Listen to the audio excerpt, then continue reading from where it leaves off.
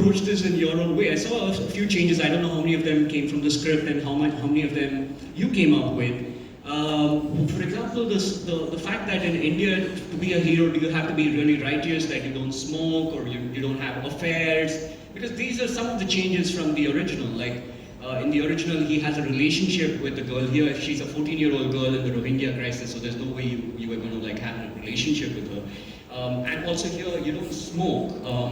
I don't know if it's a lie or like for that scene or like, but your character says you don't smoke, but in the original, they bond over a cigarette in the first place. So I want to know, how did you approach it? I think because these seem to be conscious departures from the original. So you seem to have your own take on this. Hi guys. Yeah, I don't think I can take any credit for those changes. I think that credit has to go to the writers, to Sandeep. I think those decisions were taken at a script level. I think the decision to change episode 1 and have it be a young girl was the writers and Sandeep's call. And I think it was a great one in hindsight. I think everyone seems to really feel like the first episode really anchors you emotionally sufficiently to then make you be on the side of the protagonist, and then you're with him, after you felt that.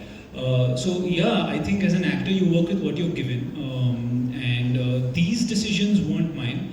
I think it helped that I wasn't smoking since it's been 8 years that I've quit, and it's a pain to have to like smoke on set and then not. So thank you, Sandeep, for not putting me through that. Though yeah, every now and then a sly cigarette is in the name of work is welcome, but no. I think for me, I was inspired by the original performances. I think all the performances in the show were great, and as an actor, you want to be inspired by that, but you don't want to have to go. I didn't want to re-look at it. I didn't want to go back to it again and again. I felt like Sandeep and the writers had done enough to make it their own, to adapt it, and I think that's one of the things that people are noticing a lot about the show. It feels like it's not a copy-paste job, that's an understatement. I think they've really managed to make it feel completely grounded over here and made it feel fully realized to the Indian subcontinent. And for me, I had enough stuff on the page to draw from, and by virtue of just staying true to what he and the writers gave me, it ended up being different. But I didn't approach it with that as the thing in the forefront of my mind. But still, Tom Hiddleston, big shoes. So how were you intimidated? Big shoes, absolutely big shoes, but not something that, as actors, we have enough stuff to lose sleep over.